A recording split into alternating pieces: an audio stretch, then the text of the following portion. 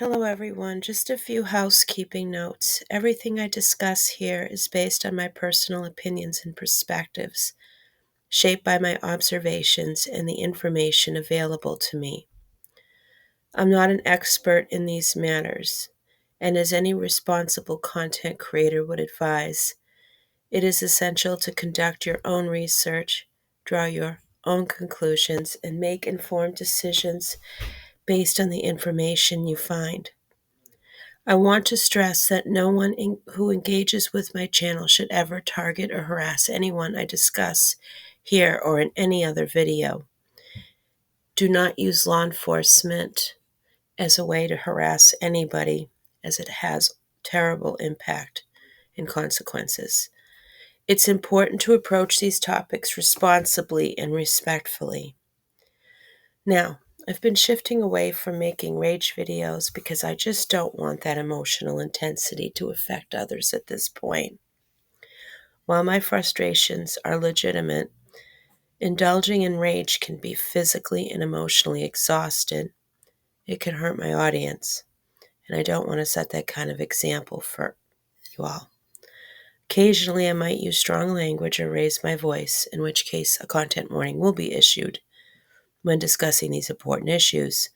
But I'm committed to avoiding having repeated meltdowns over things I really have no control over. It's not only tiring for me, but it's also not beneficial for anybody else. Content warning. Please be aware that the topics I cover, including discussions on mental health and specific individuals like Katie Joy, can be triggering for some. I'll be touching on sensitive issues such as the legal system, doxing, broader impact of YouTube and Google's policies. If this content isn't for you, feel free to return another time. I appreciate your engagement, whether you agree with me or decide the channel isn't for you. Now, I am going to go into KJ's a restraining order that was issued against KJ. Now, I'm going to give a few basics, and then we're going to focus a little bit on Minnesota restraining order laws. Now, I have not been able to find anything with the docket number provided in that screenshot of that restraining order. So I'm just going to say, it's most likely real, and maybe I'm not looking in the right place. But it's important to talk about this because there are many implications of this.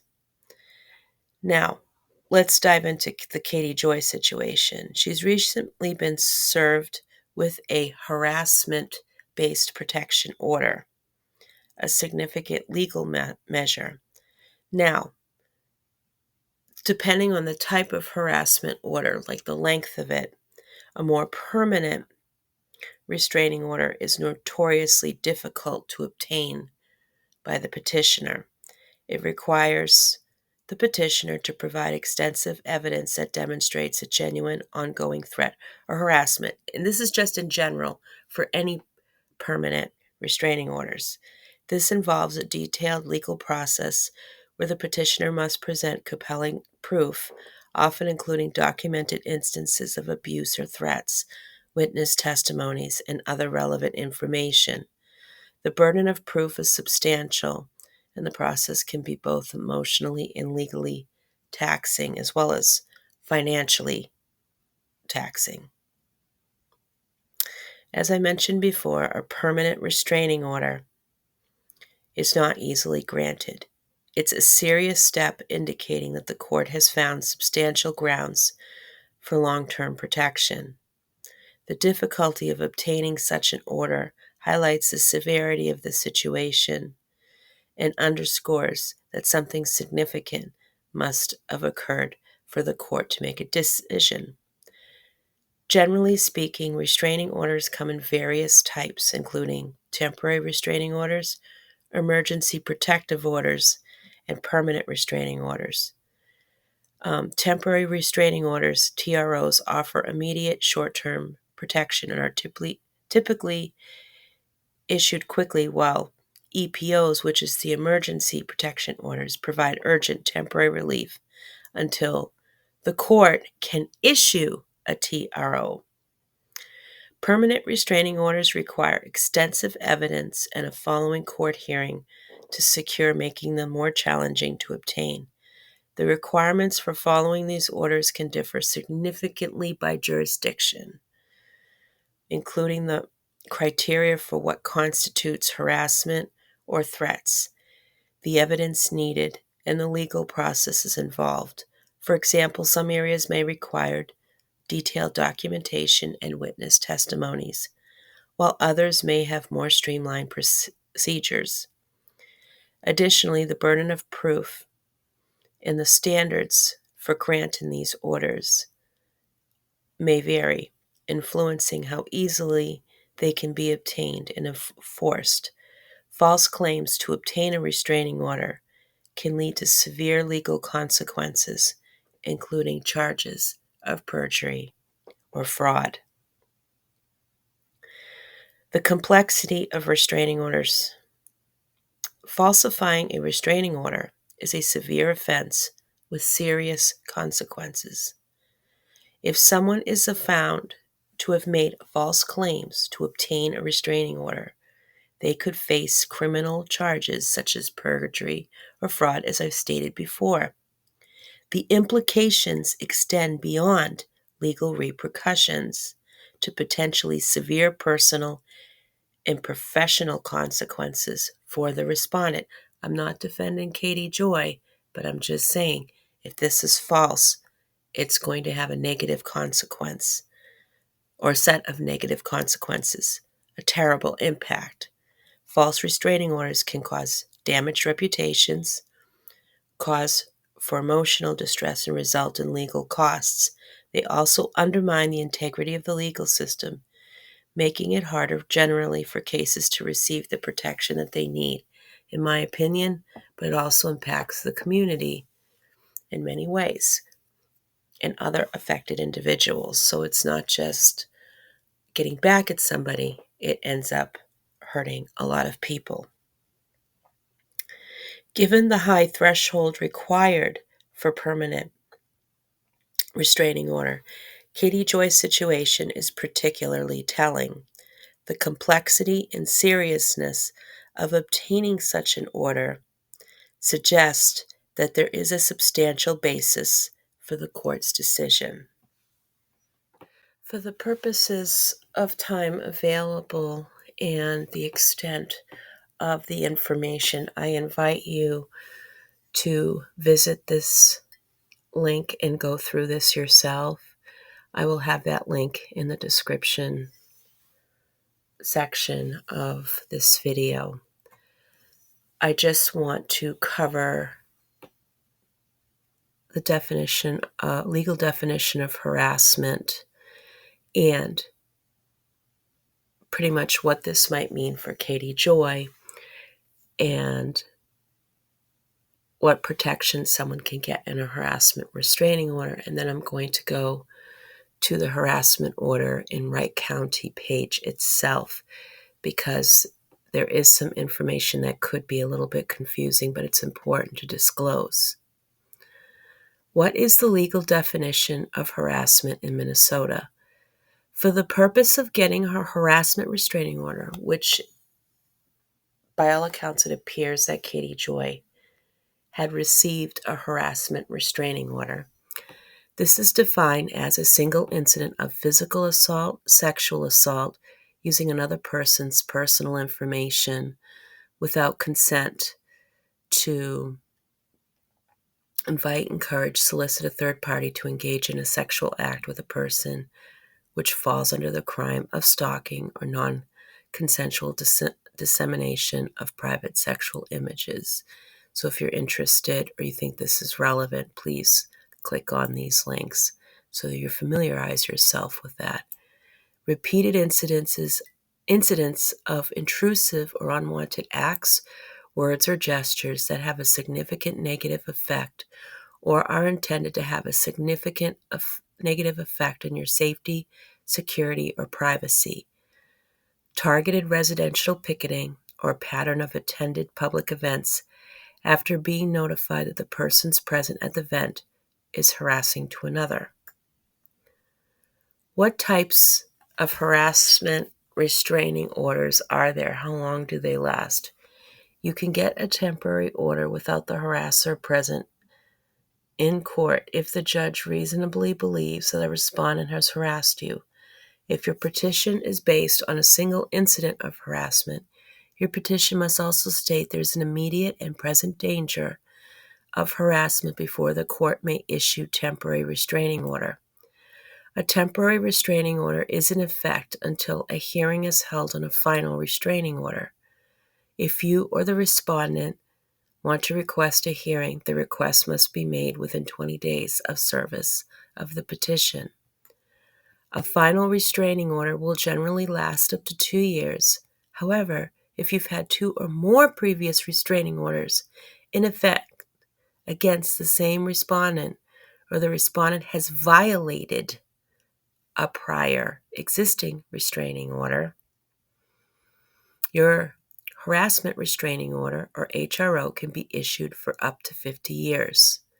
Note, if the judge makes the order for a period of up to 50 years, the respondent can request to have the restraining order dismissed or modified if the order has been in effect for at least 5 years and the respondent has not violated the order. What protections can I get in a harassment restraining order? A temporary or final harassment restraining order can order the harasser to stop harassing you, have no contact with you. I would advise you to familiarize yourself with Minnesota law. The reason why I specifically chose harassment restraining order, because of that screenshot document, I wanted to reference that specifically. There is a lot more information about restraining orders on this site.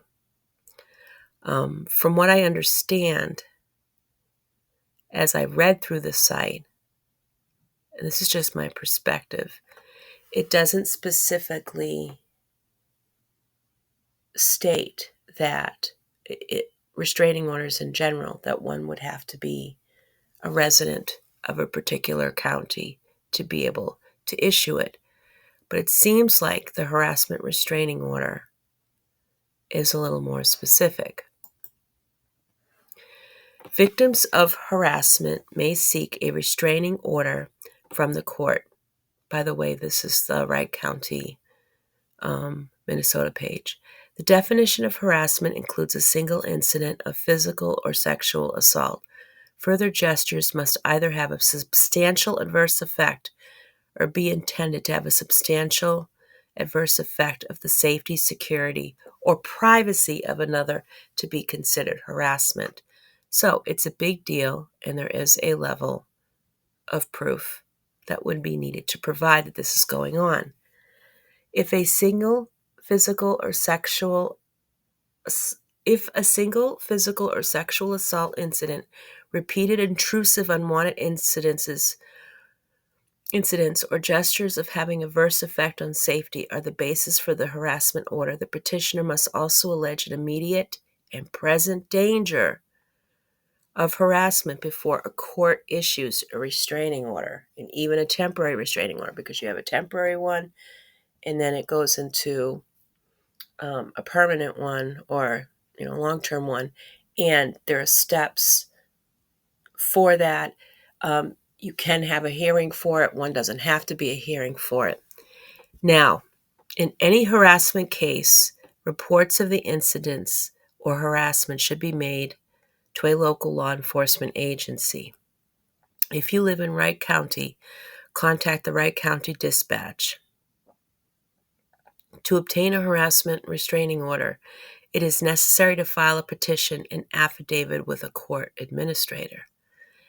The petitioner must be a resident of Wright County.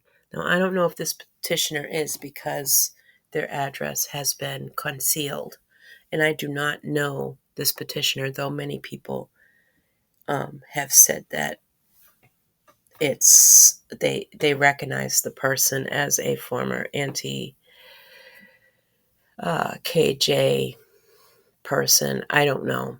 But in one sense, this site kind of covers it. It makes me believe that it's easier to file from abroad, not abroad, but out of state here. It's within the state, you have to be a resident of Wright County for this particular order. So I don't know if any of you have any further information on this and can clarify that, but I don't want to out the person who's the petitioner because obviously they filed that. It's just that I always want to believe the victim as much as I can, but sometimes, in general, doesn't have anything to do with this person. In general, what I've noticed is people using law enforcement to harass people that they don't like, making up stuff to get a restraining order against somebody. That has its own consequences, as I mentioned before, abusing law enforcement, abusing the legal system to harass others. And that should never, ever happen in a situation like this at all, in any circumstance. But I always want, I always want to give people the benefit of the doubt. And I know that I haven't personally with Katie Joy many things because she has been proven to be a liar.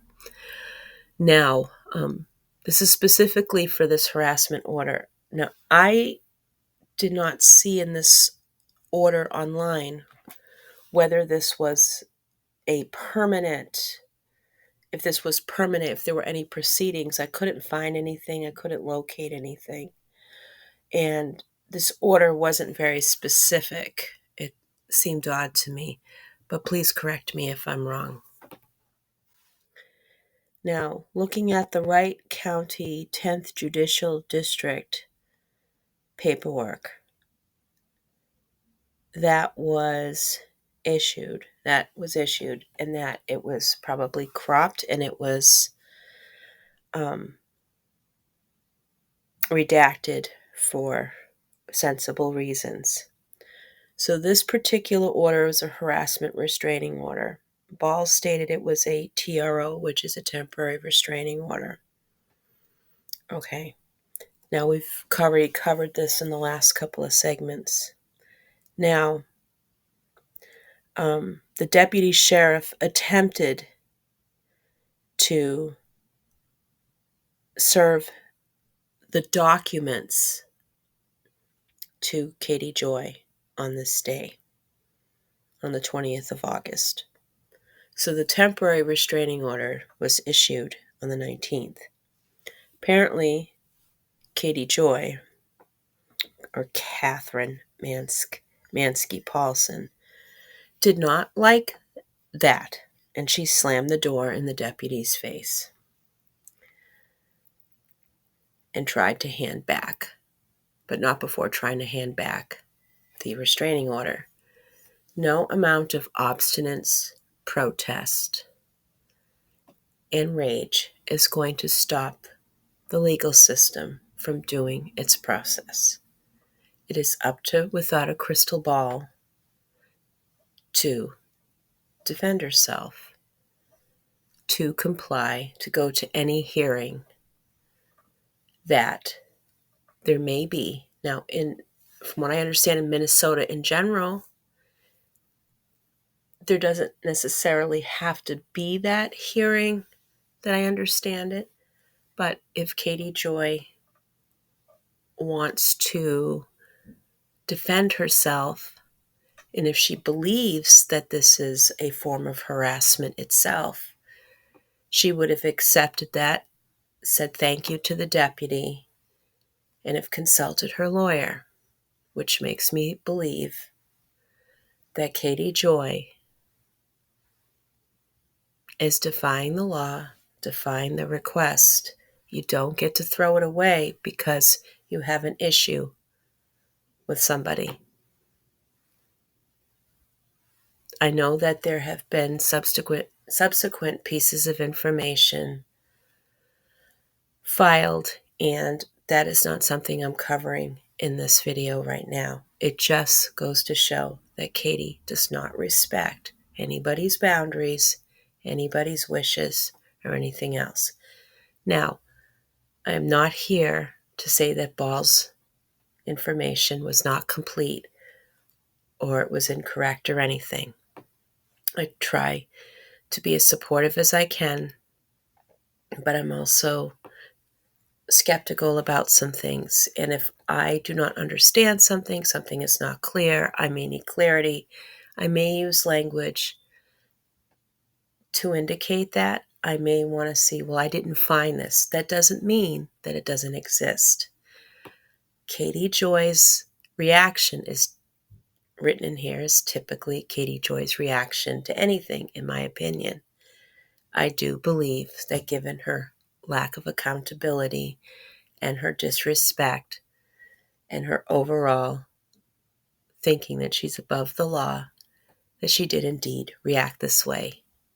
Moreover, I think that this is a problem connected to a much larger problem. Now, I do not know the history between Katie Joy and this person. The petitioner, people have said, is connected with another person who used to be under the anti-KJ community. That I do not know.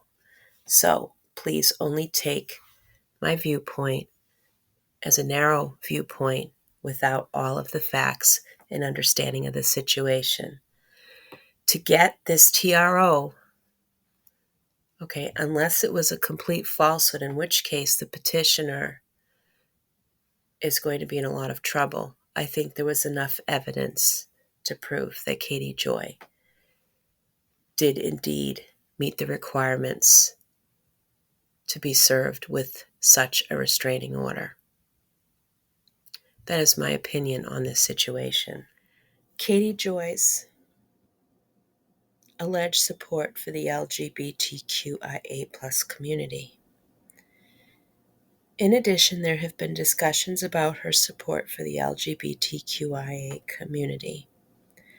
It's essential to respect individuals' privacy and avoid making assumptions about identities. Being an ally involves advocating for respect and understanding and not make speculative claims or spreading misinformation about others, especially to their detriment. Respectful engagement means acknowledging and supporting the community without making unfounded assumptions about individual identities or motivations. Specifically with Katie Joy, she has attempted to out two of the Duggar family members, and particularly somebody from within Gypsy Rose's circle.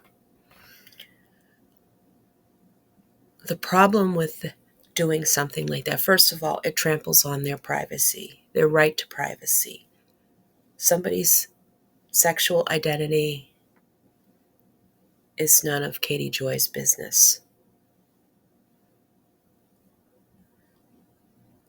In some cases, in general, making false claims, outing people, can have terrible consequences depending on where they live, depending on where they are. It is up to people to safely reveal that, which breaks my heart because people have to come out to say that this is who they are instead of just living as who they are and who they're meant to be. Katie Joy wants to take that right away. She wants to take that right to privacy away. She wants to take those freedoms away. She wants to be the one who determines who is gay, who is lesbian, who is transgender, whatever. She wants to have that control. Katie Joy is no ally to the LGBTQIA plus community whatsoever. She has done no type of advocacy. No real advocate worth their salt would ever attempt to out anybody, discriminate against them, or make any accusations that can have terrible consequences on their well-being, their emotional well-being, and their literal lives. I wouldn't be surprised if Katie Joy desecrated her own flag in order to frame her neighbors, because that's the type of person this woman is. A despicable, horrific, horrendous human being. She talks about living in the gray area of thought. She is a self-centered loser with nothing going for her. She knows nothing about the gray area of any type of discussion, and it goes well beyond her emotional dysfunction.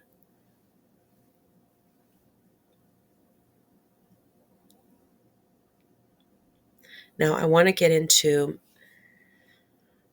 my talk about her fake silver play button or silver YouTube plaque. She, in my opinion, did not earn that. I think from what others have said in the comments, that she ordered it from Things Remembered, that she's purchased people's likes, subscriptions, and so on, that she could have gotten this play button from Amazon, who knows. She had it up for a little while. She complained it was causing some kind of reflection, and she put it away. She said, I think at this point, I think she had like 170,000 subscribers, if I remember. Not once did I see her unbox this. Now, she might have done an unboxing celebration, but I have not seen it. She didn't seem particularly happy about it, that I could tell, and that it only stayed up in the background for a short time because she said it made some kind of reflection, according to what people said, but I remember that. Now, sometimes she had panned around in her office. You would think that it would be in her office, a constant reminder of her hard work in gaining her subscriptions, her followers, everything, both sustainably and organically. No. She has most of her audience at this point, I think, are bought.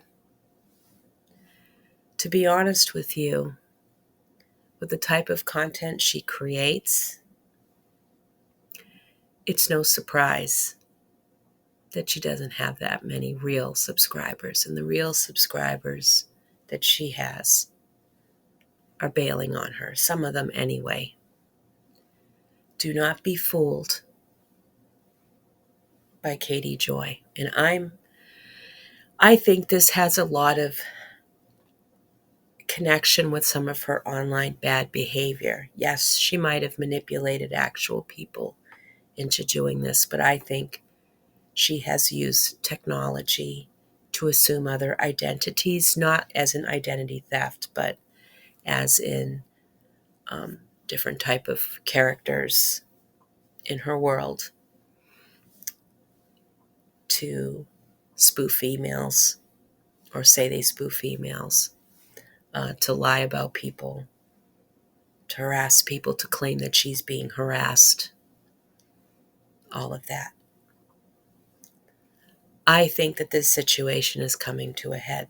All of this is interconnected because it's coming from the same source, which is her. This is her MO. She doesn't care about anybody else but herself. And at the end of the day, if this restraining order is an indication of anything, it's an indication of other things to come. I look forward to what happens in November in her situation. And I have a smile on my face because I'm hopeful justice will be served in one way or another. Now, I'm currently working on an FTC-related video, but I'm waiting for more expert input before proceeding. I have been able to connect with someone, and I will get that information out as soon as I can. This topic is very complex, and I want to ensure I present an accurate, well-researched, informational video. That said, if this law is any indication of things to come, by October or thereafter, Katie Joy's neighborhood's going to be a little bit quieter on YouTube. And I'm talking about YouTube, not in her neighborhood, at home or anything. Let's hope. Let's hope they crack down on the platform's use of its own bots to enhance influence. Because people should not be using fake engagement to inflate their influence. It is dangerous, it is deceptive, and it's fraud. That is my opinion. I'm going to close this video for now. Thank you for staying with me for as long as you have in this video. I appreciate it, and I hope to see you again soon. Bye-bye.